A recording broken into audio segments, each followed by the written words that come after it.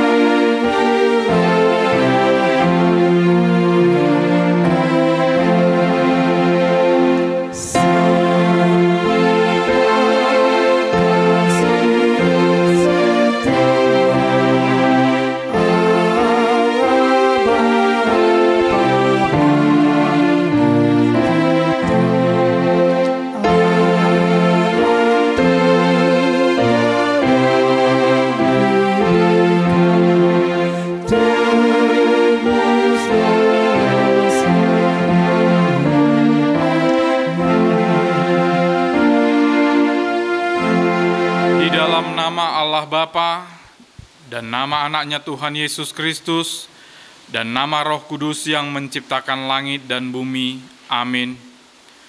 Sebab seorang anak telah lahir untuk kita, seorang putra telah diberikan untuk kita. Lambang pemerintahan ada di atas bahunya, dan namanya disebut orang Penasihat Ajaib, Allah yang perkasa, Bapa yang kekal, Raja Damai. Nyanyikanlah nyanyian baru bagi Tuhan, menyanyilah bagi Tuhan hai segenap bumi. Ceritakanlah kemuliaannya di antara bangsa-bangsa dan perbuatan-perbuatannya di antara bangsa-bangsa, yang ajaib di antara segala suku bangsa. Sujudlah menyembah kepada Tuhan dengan berhiaskan kekudusan. Gemetarlah di hadapannya hai segenap bumi. Haleluya.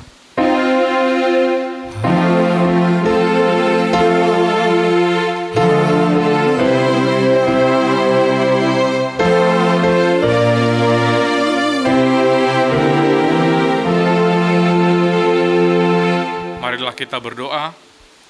Ya Allah Bapa kami yang ada di surga, puji-pujian, kemuliaan, dan terima kasih kami persembahkan kepadamu, karena Engkau memberikan anak-Mu Tuhan Yesus Kristus kepada kami manusia yang hina ini. Dia menderita sengsara, lahir di kandang domba supaya kami menjadi kaya. Ajar dan bimbinglah kami dengan Roh-Mu, supaya kami mengenal kasih-Mu yang Engkau nyatakan dalam nama anak-Mu Tuhan Yesus Kristus. Amin. Kita bernyanyi dari buku nyanyian HKBP nomor 58 ayat 4.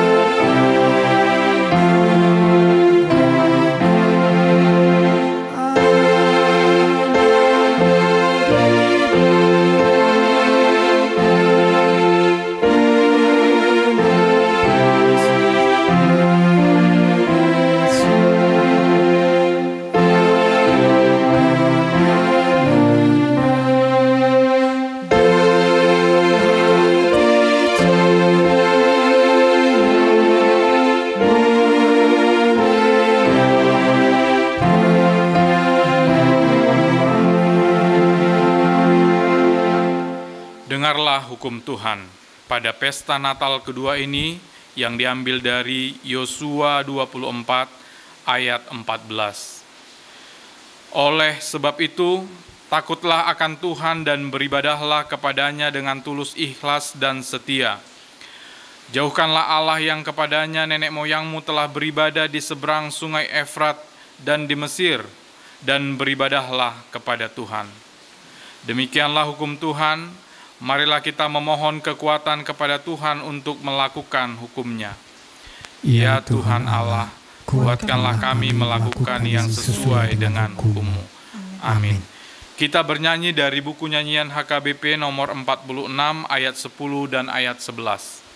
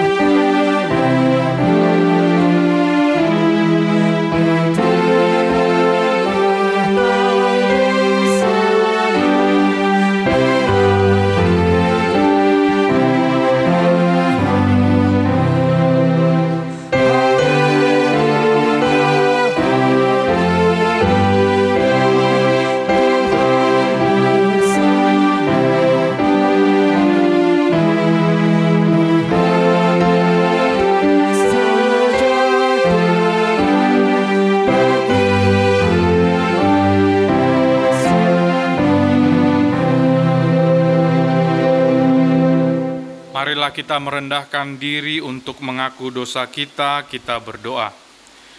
Ya Tuhan Allah Bapa kami yang Maha Kuasa, Engkau mengasihi kami orang yang hina dan tercela ini. Kami datang ke hadapan-Mu mengaku segala dosa dan kesalahan kami. Sejak dilahirkan kami sudah bergelimang di dalam dosa. Kami tersesat dan menyimpang dari jalan Tuhan. Kami sering melanggar hukum-Mu. Ya Tuhan kami, janganlah mengingat dosa dan pelanggaran kami pada masa muda, tetapi ingatlah kepada kami sesuai dengan kasih setia-Mu oleh karena kemurahan-Mu. Ya Tuhan, lapangkanlah hati-Mu terhadap kami orang berdosa ini. Amin. Marilah kita mendengar janji Tuhan tentang pengampunan dosa. Demikian firman Tuhan. Tetapi engkau memberati aku dengan dosamu, engkau menyusahi aku dengan kesalahanmu. Akulah dia yang menghapus dosa pemberontakanmu oleh karena aku sendiri, dan aku tidak mengingat-ingat dosamu.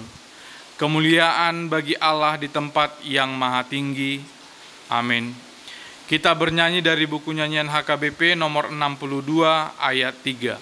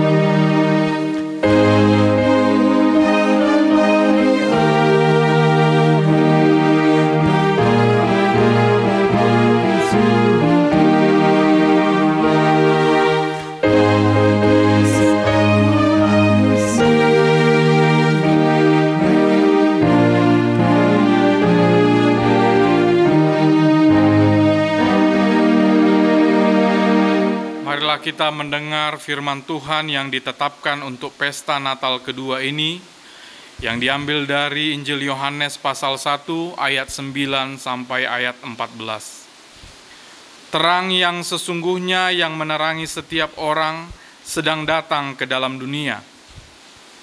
Ia telah ada di dalam dunia dan dunia dijadikan olehnya, tetapi dunia tidak mengenalnya. Ia datang kepada milik kepunyaannya, tetapi orang-orang kepunyaannya itu tidak menerimanya. Tetapi semua orang yang menerimanya diberinya kuasa supaya menjadi anak-anak Allah, yaitu mereka yang percaya dalam namanya. Orang-orang yang diperanakkan bukan dari darah atau dari daging, bukan pula secara jasmani oleh keinginan seorang laki-laki, melainkan dari Allah. Firman itu telah menjadi manusia dan diam di antara kita. Dan kita telah melihat kemuliaannya, yaitu kemuliaan yang diberikan kepadanya sebagai anak tunggal Bapa, penuh kasih karunia dan kebenaran. Demikianlah firman Tuhan. Berbahagialah orang yang mendengar firman Allah serta memeliharanya. Amin. Kita bernyanyi dari buku nyanyian HKBP nomor 598 ayat 2 dan ayat 3.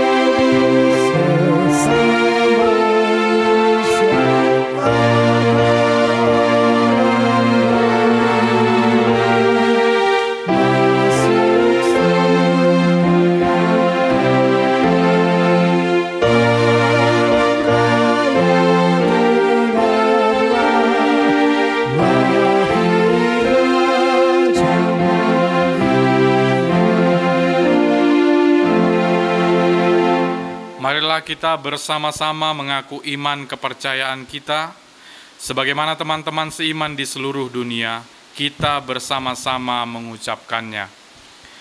Aku percaya kepada Allah, Bapa yang Maha Kuasa, Khalik langit dan bumi. Aku percaya kepada Yesus Kristus, anaknya yang tunggal Tuhan kita, yang dikandung daripada Roh Kudus, lahir dari anak darah Maria, yang menderita sengsara di bawah pemerintahan Pontius Pilatus, disalibkan, mati dan dikuburkan, yang turun ke dalam kerajaan maut, pada hari yang ketiga bangkit pula dari antara orang mati, naik ke surga, duduk di sebelah kanan Allah, Bapa yang Maha Kuasa, dari sana akan datang kelak untuk menghakimi orang yang hidup dan yang mati. Aku percaya kepada Roh Kudus, dan adanya satu gereja yang kudus, persekutuan orang kudus, pengampunan dosa, kebangkitan daging, dan hidup yang kekal. Amin.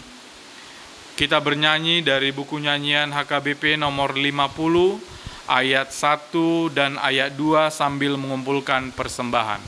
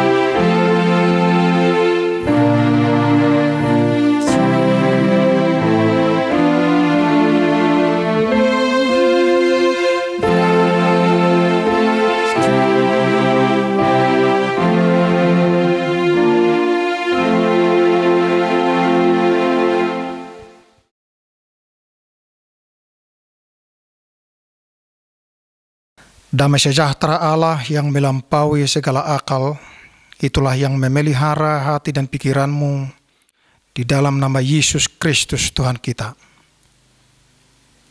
Amin.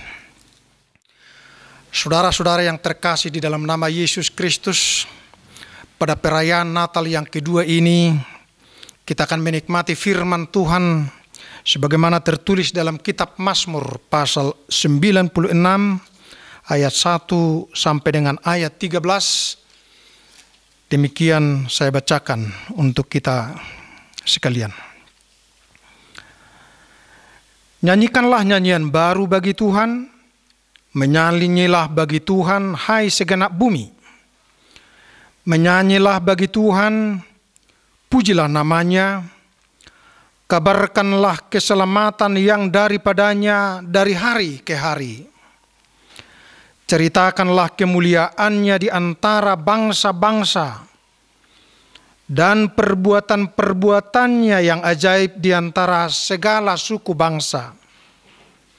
Sebab Tuhan Maha Besar dan terpuji sangat. Ia lebih dahsyat daripada segala Allah. Sebab segala Allah bangsa-bangsa adalah hampa. Tetapi Tuhanlah yang menjadikan langit. Keagungan dan semarak ada di hadapannya. Kekuatan dan kehormatan ada di tempat kudusnya. Kepada Tuhan, hai suku-suku bangsa, kepada Tuhan sajalah kemuliaan dan kekuatan. Berilah kepada Tuhan kemuliaan namanya. Bawalah persembahan dan masuklah ke pelatarannya. Sujudlah menyembah kepada Tuhan dengan berhiaskan kekudusan. Gemetarlah di hadapannya, hai segenap bumi. Katakanlah di antara bangsa-bangsa, Tuhan itu Raja. Sungguh tegak dunia, tidak goyang.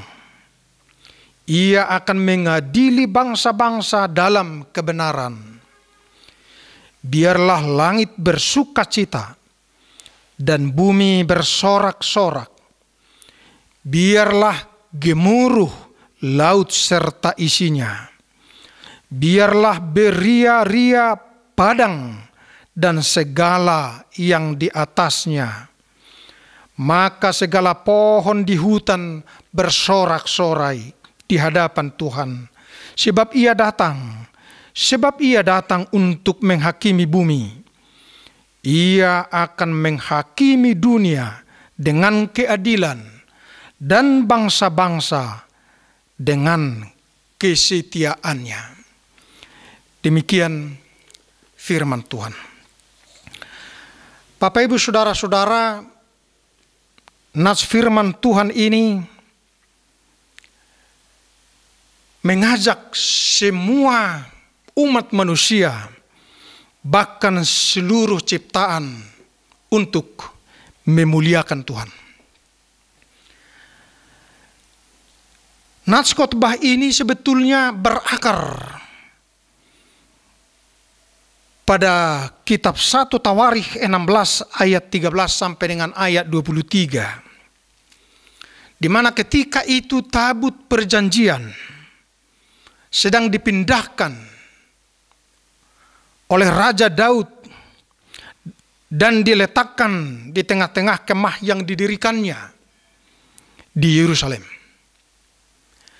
Kita tahu bahwa tabut perjanjian itu adalah simbol kehadiran Allah.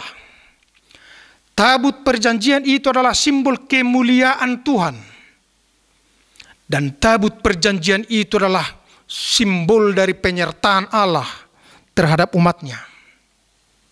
Itu sebabnya tabut perjanjian tidak terpisahkan dari umat Israel kala itu. Dan di dalam tabut perjanjian itu sebagai simbol juga kekuatan Allah. Dengan penyertaan Tuhan melalui tabut perjanjian itu, umat Israel dapat memenangkan pertempuran, peperangan. Dan kita tahu bahwa di dalam tabut perjanjian itu ada hukum Taurat, ada perintah Tuhan. Maka tabut perjanjian itu sebagai simbol kehadiran Tuhan, itu artinya umat Israel tidak boleh melupakan Allah, tidak boleh melupakan perintah-perintah Allah. Demikianlah Bapak Ibu Saudara-saudara, bahwa di dalam kehidupan kita saat ini juga kita tidak terpisahkan dari perintah-perintah Allah. Kita tidak terpisahkan dari firman Tuhan. Dan firman Tuhan pada saat ini lebih khusus merupakan seruan kepada suku-suku bangsa di seluruh dunia untuk memuliakan Tuhan. Sekali lagi, seruan kepada suku-suku bangsa tanpa kecuali di seluruh dunia, agar kiranya semuanya memuliakan Tuhan, memuliakan Allah. Apa artinya memuliakan Allah? Setidaknya ada dua pengertian yang harus kita renungkan tentang memuliakan Allah itu. Yang pertama, saudara-saudara, memuliakan Allah berarti mengaku kebesaran kuasa Allah. Bahwa kebesaran Allah berada di atas segala sesuatu. Allah lebih besar dari jabatanmu. Allah lebih besar dari harta kekayaanmu. Allah lebih besar dari kuasamu. Sebaliknya, Allah juga lebih besar dari kemiskinanmu. Allah lebih besar dari penderitaanmu. Oleh karena itu, memuliakan Allah, baik orang yang kecil maupun orang yang besar, orang yang miskin, orang yang kaya, orang yang terhormat, orang yang termarginalkan, semua harus memuliakan Tuhan dalam arti mengaku kebesaran kuasa Allah di atas segala sesuatu.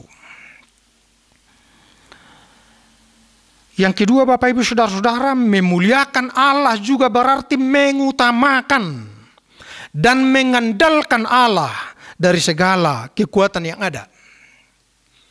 Mengutamakan Allah dan mengandalkan Allah di dalam perjalanan hidup. Utamakan Allah dari harta kekayaanmu. Utamakan Allah dari kekuasaanmu. Utamakan Allah dari segala yang engkau miliki saat ini. Dan ketika Anda melakukan itu berarti Anda sedang memuliakan Tuhan. Bahwa segala sesuatu yang kita miliki ini tidak ada jaminan. Tidak ada yang kekal. Semuanya akan berlalu. Tetapi Allah tetap selama-lamanya. Oleh karena itu pemazmur juga berkata, Bapak Ibu Saudara-saudara, dalam Mazmur 37 ayat 5 yang sudah sering kita dengarkan dan ayat ini sangat populer, berkata, serahkanlah hidupmu kepada Tuhan dan percayalah kepadanya dan ia akan bertindak. Serahkanlah dirimu kepada Tuhan, bukan kepada kekuatanmu. Serahkanlah dirimu kepada Tuhan, bukan kepada harta dan kekuasaanmu. Serahkanlah dirimu kepada Tuhan, bukan kepada penguasa dunia ini, yang semuanya itu sifatnya adalah fana. Inilah seruan Bapak Ibu Saudara-saudara kepada suku-suku bangsa, termasuk kepada diri saya sendiri dan kepada Anda, kepada keluarga kita. Supaya kita memuliakan Tuhan. Bapak Ibu Saudara-saudara, mengapa kita harus memuliakan Tuhan?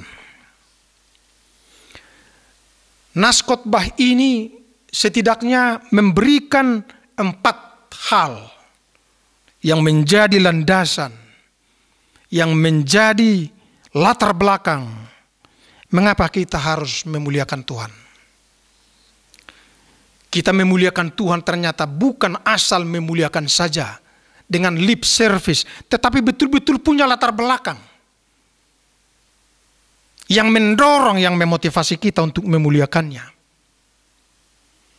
Pengalaman Anda mestinya mendorong Anda untuk memuliakan Tuhan. Keempat hal yang ditawarkan oleh nas ini. Yang pertama, mari kita memuliakan Tuhan, sebab Tuhan maha besar dan lebih dahsyat daripada segala Allah. Tidak ada yang lebih besar daripada Allah, sehingga disebut maha besar. Oleh karena itu kita memuliakan Tuhan karena kita jauh lebih kecil dari Allah itu. Kebesaran kita, kehormatan kita, jabatan kita, harta kekayaan kita jauh lebih kecil dari kebesaran Allah. Oleh karena itu, tidak ada yang dapat kita sombongkan di hadapan Tuhan. Maka karena Allah itu adalah maha besar, mari kita memuliakannya. Bahkan dikatakan Allah itu jauh lebih dahsyat daripada segala Allah. Ada banyak ilah-ilah. Ada banyak Allah yang disembah dan dipuja oleh orang-orang yang belum mengenal Allah yang sesungguhnya. Tetapi kepada semuanya itu diperhadapkan Allah jauh lebih besar. Barangkali saudara ingat bagaimana Elia, seorang nabi Allah, berhadapan dengan imam-imam Baal di Bukit Karmel. Kalau saudara baca umpamanya dalam 1 Raja-Raja pasal 18 ayat 21 sampai dengan ayat 39. Di mana Israel Utara pada saat itu sedang dilanda oleh musim kemarau yang berkepanjangan. Dan ada banyak penghuni di sana, penduduk yang menyembah Allah-Allah. Tetapi Elia menyerukan, ayo imam-imam Baal, dirikanlah mezbah, letakkanlah di atasnya banteng yang menjadi persembahan. Dan itu dilakukan oleh imam-imam Baal itu. Serukanlah supaya Allahmu itu datang untuk menjemput, untuk menerima, untuk mengambil persembahanmu itu. 1 hari penuh Allah yang mereka panggil itu tidak kunjung datang. Itu artinya Allah-Allah yang mereka sembah itu adalah Allah yang kosong. Dan ketika Elia mempersembahkan kurban di atas mezbah, api Tuhan datang dari langit, menyantap persembahan itu dan menghabiskannya, dan asapnya pun mengepul secara perlahan, sebagai simbol bahwa Allah itu ada. Allah yang disembah, yang diikuti oleh Elia itu ada. Dan Allah itu lebih besar, lebih dahsyat dari Allah-Allah yang ada di sekitarnya. Pada saat itu yang disembah oleh orang-orang yang tidak mengenal Tuhan. Ada Allah di bebatuan, ada Allah pegunungan pada saat itu. Semuanya tidak berdaya. Yang kedua, Bapak Ibu Saudara-saudara, kedahsyatan Allah itu, bayangkan saja kita sendiri, diri kita sendiri. Bayangkan saja dirimu sendiri. Bagaimana Tuhan membentuk tubuhmu di dalam rahim ibu. Dan menenun semua urat-urat saraf dalam diri kita, dalam tubuh kita. Dan menciptakan organ-organ tubuh, baik bagian dalam terutama. Ada ginjal, ada hati, ada jantung, ada pankreas, ada usus. Semuanya itu ditata oleh Tuhan. Dan semuanya itu memiliki pekerjaan masing-masing. Begitu dahsyatnya Tuhan menciptakan tubuh kita ini. Maka Bapak Ibu Saudara-saudara mengenal kedahsyatan Tuhan, tahu saja jauh-jauh. Mari kita lihat saja diri kita sebagai ciptaan Tuhan yang sungguh luar biasa. Mengapa kita harus memuliakan Tuhan? Yang berikut adalah segala Allah adalah hampa. Tuhan yang menjadikan langit. Maka langit sebetulnya menjadi saksi. Langit dan cakrawala, langit beserta bintang-bintang di dalamnya adalah bukti kuasa Tuhan. Allah yang hampa adalah Allah yang dijadikan, tetapi Allah yang sesungguhnya adalah Allah yang menjadikan. Atau Allah yang hampa adalah Allah yang diciptakan, tetapi Allah yang benar adalah Allah yang menciptakan. Banyak Allah pada zaman dahulu yang diciptakan sendiri, baik oleh nenek moyang kita sebagai orang Batak, sebagai masyarakat Batak sebelum mengenal Injil. Menciptakan Allah melalui patung-patung. Dan patung itu adalah hasil karya tangan manusia. Karena begitu indahnya patung itu, maka manusia yang menciptakan patung itu justru tunduk dan menyembah patung itu. Itulah yang terjadi di kaki Gunung Sinai ketika Musa dulu, menurut umat Israel, seolah-olah terlambat turun dari puncak Gunung Sinai itu.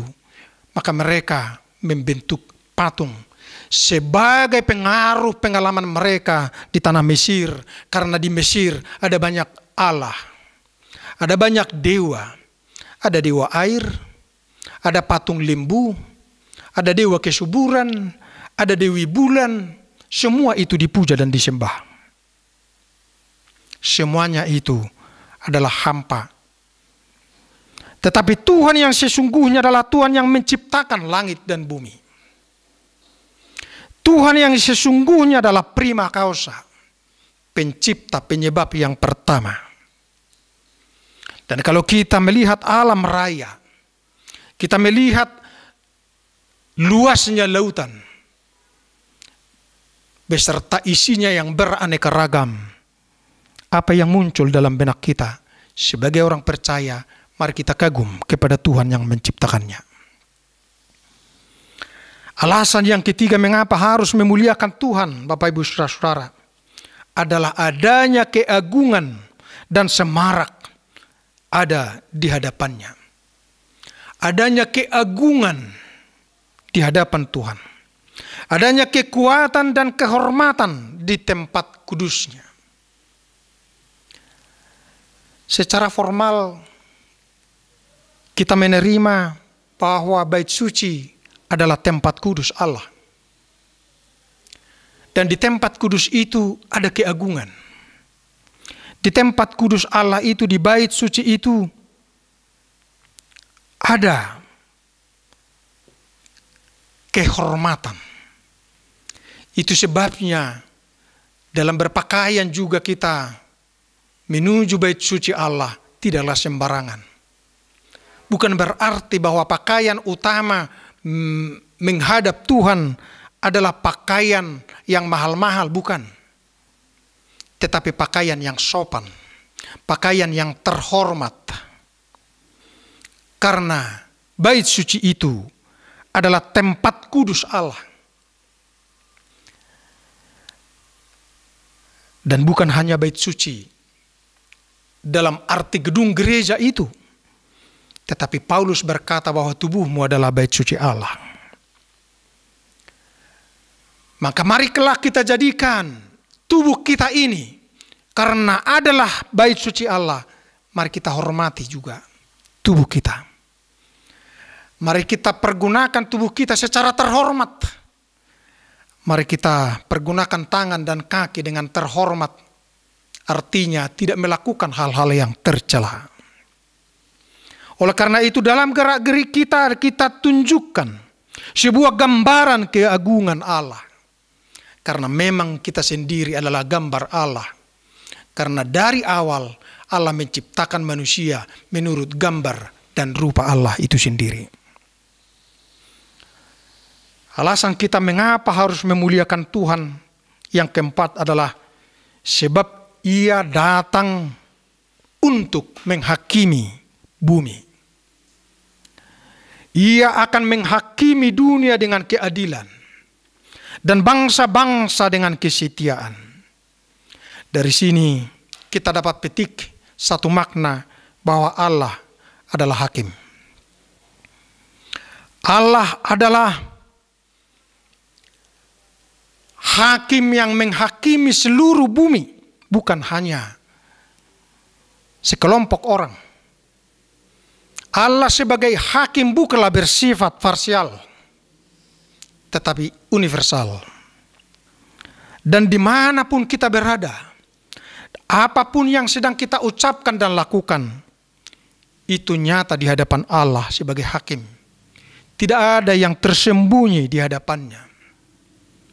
Karena hakim, Allah sebagai hakim tidak sama dengan manusia sebagai hakim.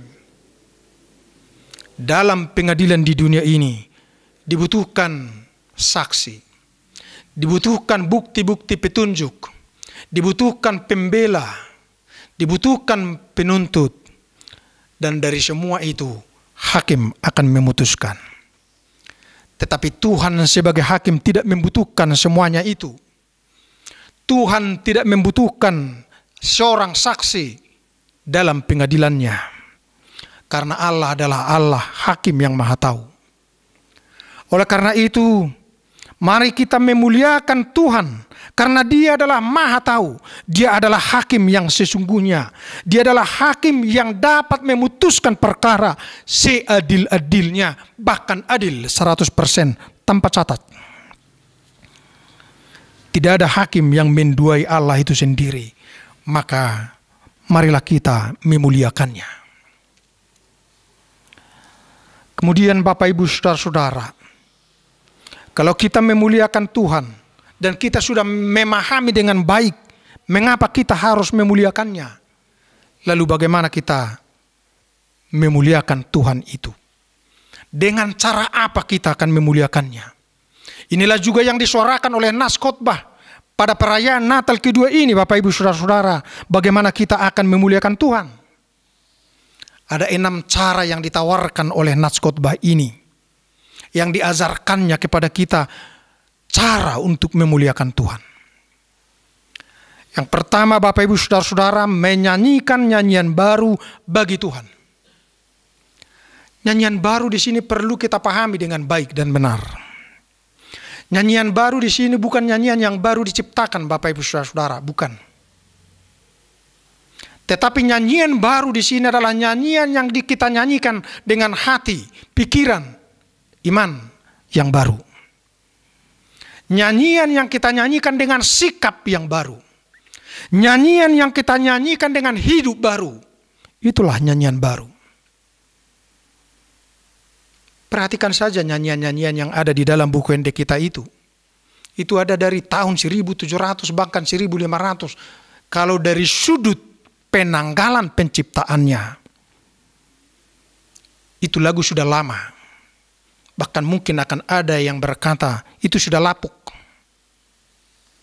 Tetapi sekalipun ada lagu yang baru diciptakan, kalau itu dinyanyikan dengan hidup yang lama, kalau itu dinyanyikan dengan hidup tanpa pertobatan, tanpa hidup baru, maka itu semua akan sia-sia. Maka tolong ukur baru atau tidak barunya nyanyian yang kita nyanyikan di hadapan Tuhan adalah hati kita. Oleh karena itu sekali lagi, yang pertama Bapak Ibu Saudara, mari menyanyikan nyanyian baru bagi Tuhan. Artinya mari menyanyikan nyanyian dari sikap yang baru, dari segenap hati yang bertobat kepada Allah. Cara yang kedua untuk memuliakan Tuhan dalam nas khotbah ini adalah mari mengabarkan keselamatan. Jadi kita bukan saja bernyanyi, tapi mengabarkan, memberitakan keselamatan dari hari ke hari. Keselamatan bukanlah sesuatu yang masih akan datang. Oleh karena itu kita bukanlah sedang menunggu keselamatan itu datang. Tetapi keselamatan adalah sesuatu yang sudah datang. yaitu keselamatan yang sempurna yang diberikan oleh Yesus Kristus yang lahir di Bethlehem. Dia sudah memberikannya kepada kita. Maka keselamatan yang sudah diberikan itu, itulah yang hendak kita beritakan. Itulah yang hendak kita kabarkan. Jadi kita bukan sedang atau akan mengabarkan keselamatan yang masih akan datang, masih semu. Tetapi keselamatan yang sudah dianugerahkan kepada kita. Salvation is staying in our hand. Nunga di bagasan nguluta sadiri be. Haluau ni. Itulah Bapak Ibu Saudara-saudara. Mengabarkan keselamatan adalah cara untuk memuliakan Tuhan. Jadi memuliakan Tuhan bukan sekedar memuji-muji Tuhan, puji Tuhan, haleluya, dari ucapan mulut. Tetapi dari kerelaan kita, dari ketulusan hati kita untuk mengabarkan keselamatan dari hari ke hari. Itu artinya tiada hari tanpa mengabarkan keselamatan. Tentu keselamatan itu kita kabarkan melalui perbuatan kita. Perbuatan-perbuatan kita yang membahagiakan, yang menyenangkan, yang menyelamatkan, yang memberikan pertolongan. Itulah semua gambaran keselamatan yang kita beritakan itu. Melakukan hal-hal yang baik di kantor, di sekolah, di tempat kerja masing-masing sesuai dengan profesi, itulah mengabarkan keselamatan. Dan bahkan yang ketiga, cara bagaimana memuliakan Tuhan adalah menceritakan cara-cara yang tidak formal dalam kehidupan sehari-hari, dalam persahabatan, dalam pergaulan, dalam relasi yang satu dengan yang lain, saling menceritakan kemuliaan dan perbuatan-perbuatan Tuhan yang ajaib di antara bangsa-bangsa dan suku-suku bangsa, dan menceritakan lebih khusus perbuatan-perbuatan Tuhan yang ajaib di dalam kehidupanmu sendiri, dalam pengalaman pribadimu. Ceritakan itu kepada orang lain supaya orang lain terinspirasi, termotivasi, disemangati, dibangkitkan semangatnya. Karena kita telah mengalami secara pribadi perbuatan-perbuatan Tuhan itu. Cara yang keempat memuliakan Tuhan menurut perikop ini adalah membawa persembahan dan masuk ke pelatarannya. Membawa persembahan. Sesungguhnya persembahan yang kita berikan kepada Tuhan adalah pemberian Tuhan sendiri. Dan dari pemberian Tuhan itu kita sisihkan untuk kita persembahkan kembali. Itu artinya sumber dari persembahan yang kita berikan pun adalah Allah sendiri. Tetapi semua yang kita bawa dalam bentuk persembahan itu dan kita masukkan, kita letakkan ke pelatarannya, ke bait suci, melalui ibadah-ibadah minggu, pertanggihan, ibadah kasual dan lain sebagainya. Itulah pemberian Tuhan. Maka ketika kita sedang memberikan persembahan, itu artinya kita sedang mengenang, mengucap syukur atas segala pemberian Tuhan, atas segala berkat-berkatnya di dalam proses pekerjaan kita, sehingga pekerjaan kita itu berbuah. Tetapi jangan lupa Bapak Ibu Saudara-saudara, bahwa masih ada persembahan yang sesungguhnya, masih ada persembahan yang lebih sejati. Rasul Paulus berkata dalam Roma 12 ayat 1, karena itu saudara-saudara, demi kemurahan Allah, aku menasihatkan kamu, supaya kamu mempersembahkan tubuhmu sebagai persembahan yang hidup, yang kudus dan yang berkenan kepada Allah. Itu adalah ibadahmu yang sejati. Maka tubuh kita adalah persembahan yang sejati. Tangan, pikiran, kaki, semua organ tubuh, biarlah itu melakukan segala sesuatu yang dikehendaki Tuhan, dan pada saat itu tubuh itu sudah menjadi persembahan yang sejati.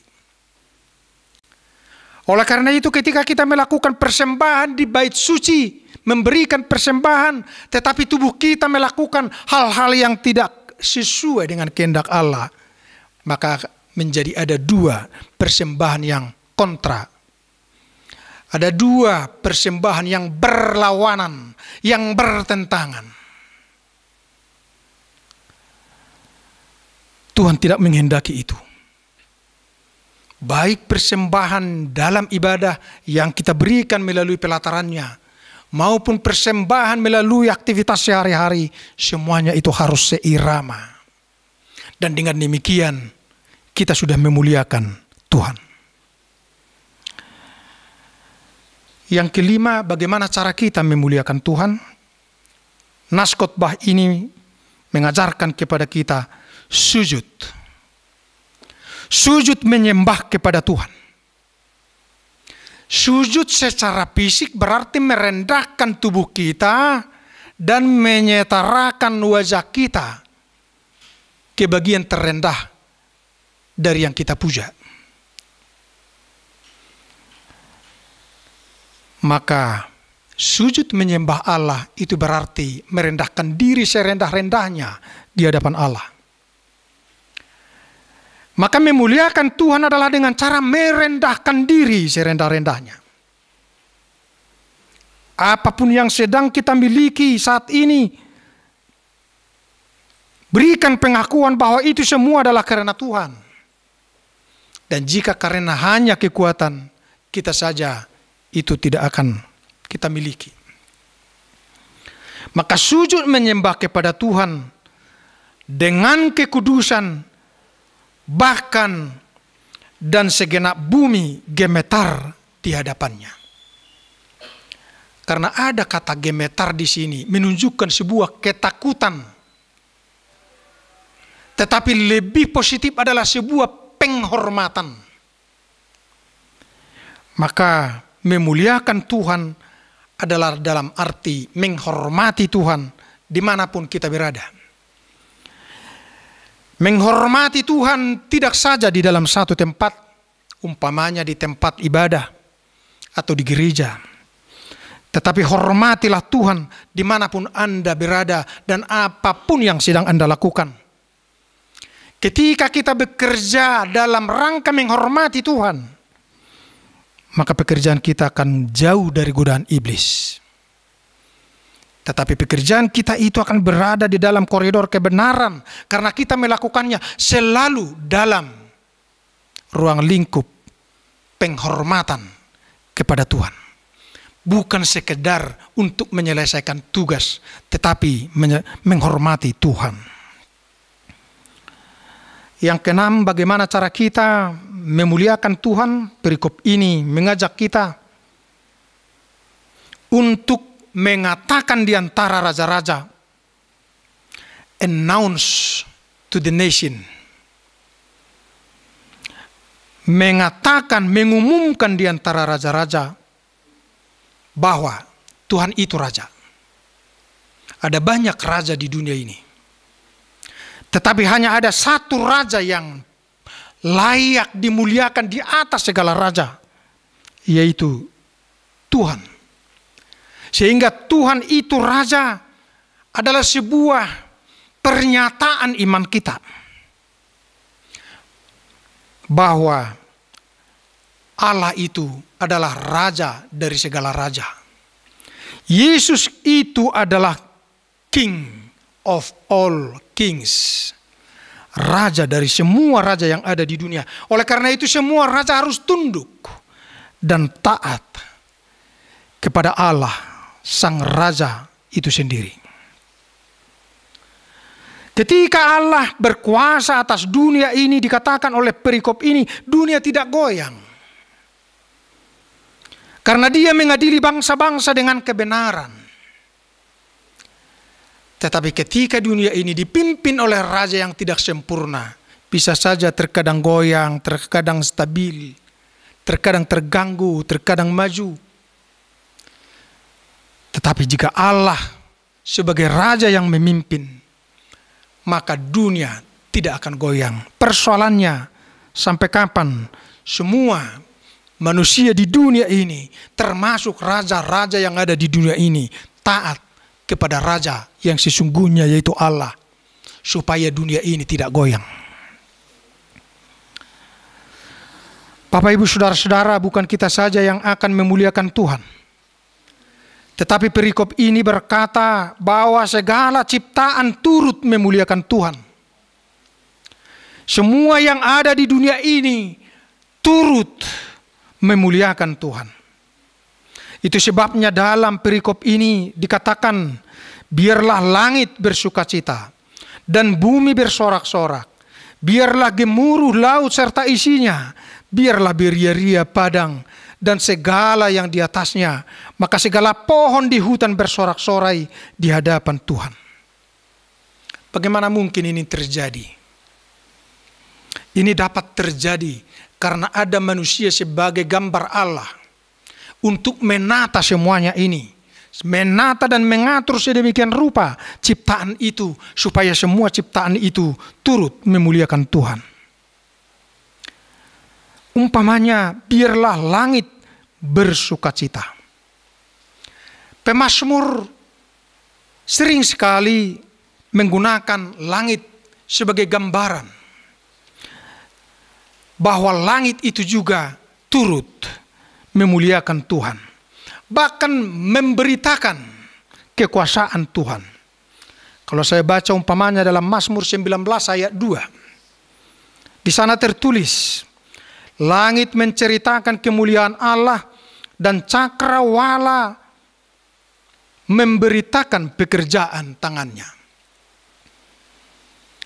Para ilmuwan yang percaya kepada Tuhan, seperti Neil Armstrong, yang sudah melihat cakrawala bintang-bintang di ruang angkasa dari bulan dengan teropongnya, dia justru bersaksi, dimuliakanlah Allah yang menciptakan semua yang indah yang telah aku lihat itu. Maka ciptaan Allah yang indah-indah itu di langit sana, yang tidak dapat kita lihat dengan kasat mata, itu berbicara atas atau tentang kebesaran Allah yang menciptakannya. Demikian juga bumi bersorak-sorak dan gemuruh laut. Kalau laut bergemuruh, laut bergelombang besar, itu adalah wajar sebagai ciptaan Tuhan. Yang tidak wajar jika laut itu diam 1000 bahasa tanpa ada gelombang. Tetapi ketika kita melihat gelombang laut itu, marilah kita fokus kepada Allah yang menciptakannya dan memuji memuliakannya. Dan dengan ciptaan-ciptaan yang masih banyak belum pernah kita lihat di dalam lautan itu, di dasar laut itu menggambarkan kekuasaan Allah dan kemuliaan Allah. Semua itu bercerita tentang betapa dahsyatnya Allah menciptakannya. Bapak, Ibu, Saudara-saudara, dalam perayaan Natal kedua ini, topik ibadah kita, topik khotbah ini adalah Tuhan itu Raja. Allah sudah datang melalui kelahiran seorang raja, yaitu Yesus Kristus. Itulah yang kita rayakan. Maka Natal pada saat ini dapat kita maknai sebagai perayaan atas kelahiran raja, yaitu Tuhan Yesus Kristus sendiri. Dalam buku NDHKBP ada beberapa yang kita nyanyikan, yang sebetulnya di dalamnya Yesus itu digambarkan sebagai raja.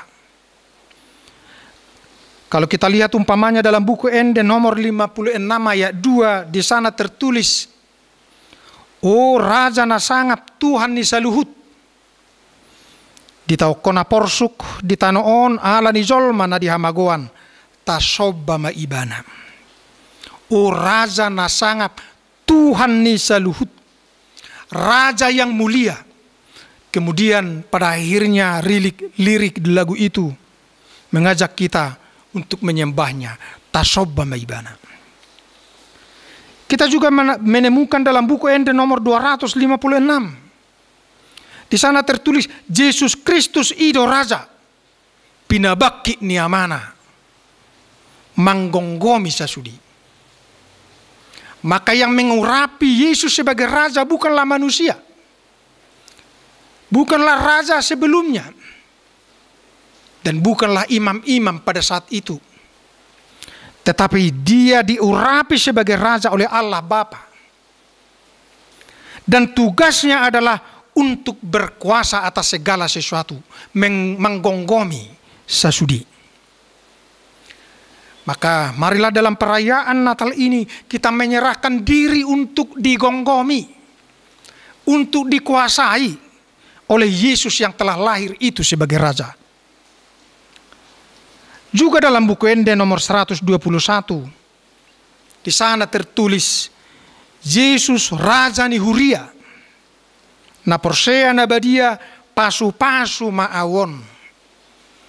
Kita mengaku bahwa Yesus adalah Raja Gereja, dan dia adalah sumber berkat pasu-pasu ma'awon.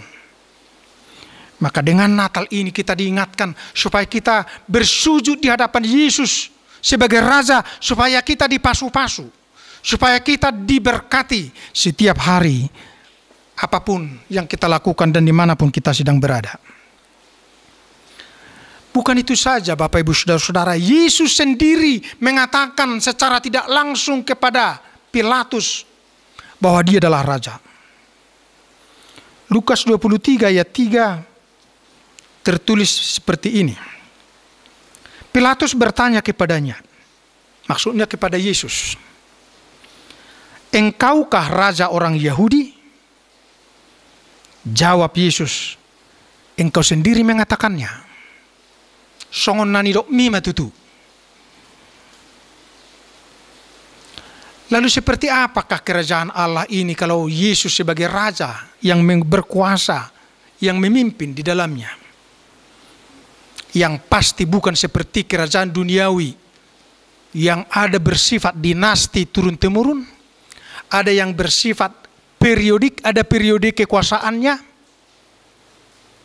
ada yang dipilih oleh rakyat, ada yang dipilih secara representatif dan lain sebagainya.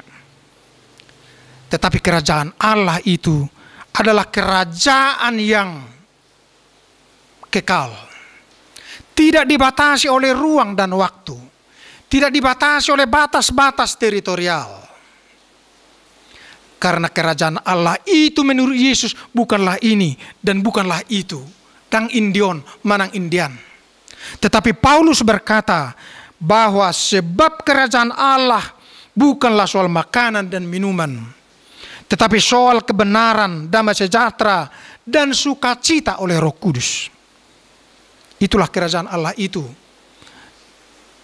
Dijelaskan oleh Paulus dalam Roma 14 ayat 17. Maka Bapak Ibu Saudara-saudara, ketika keluarga Anda berada di dalam kebenaran, berada di dalam damai sejahtera, berada di dalam sukacita dari Roh Kudus, itu artinya keluarga Anda adalah kerajaan Allah.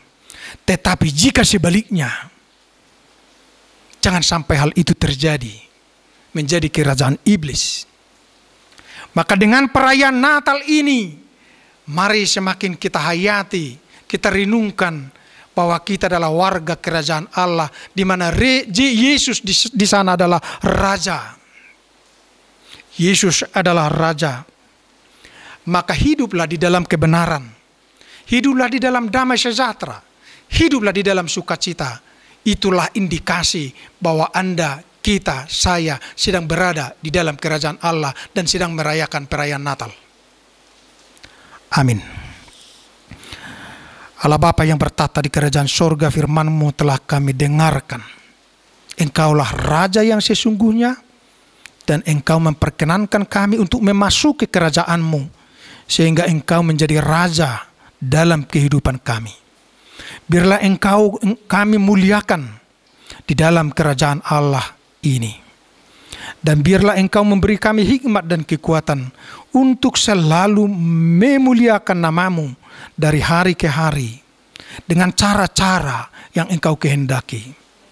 Di dalam nama Yesus Kristus kami bersyukur kepada Engkau. Amin.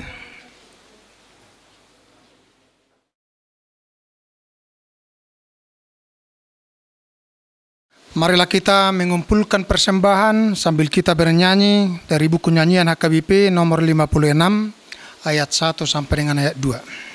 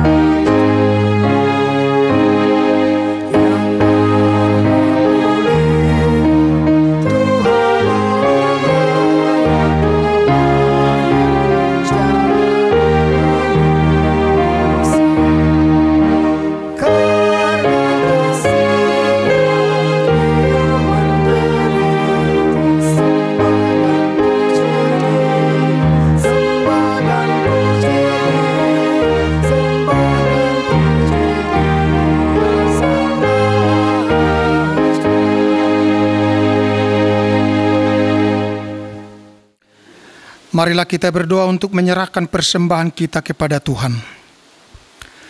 Ya Allah Bapa kami yang di surga, kami mengaku bahwa Tuhan adalah sumber dari segala karunia yang melimpah dalam kehidupan kami masing-masing. Sebagian daripada karunia itu kami serahkan kembali sebagai persembahan kepada Tuhan. Terimalah dan berkatilah persembahan umat-Mu ini, agar dapat kami pergunakan untuk pekerjaan dan pelayanan kerajaan Tuhan di dunia ini. Bukalah hati kami untuk mengenal betapa banyak berkat dan karunia yang kami peroleh dari Tuhan, supaya kami senantiasa bersyukur kepadamu. Di dalam nama Yesus Kristus Tuhan kami. Amin.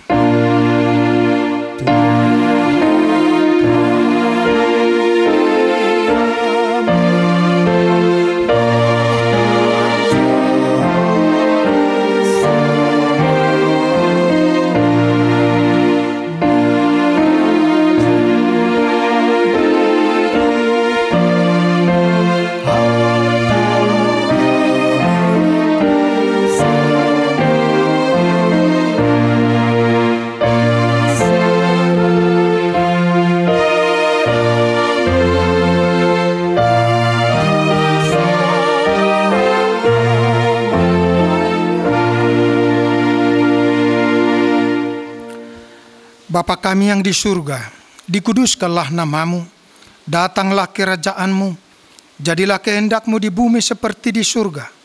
Berikanlah kami pada hari ini makanan kami yang secukupnya, dan ampunilah kami akan kesalahan kami, seperti kami juga telah mengampuni orang yang bersalah kepada kami. Dan janganlah membawa kami ke dalam pencobaan, tetapi lepaskanlah kami daripada yang jahat.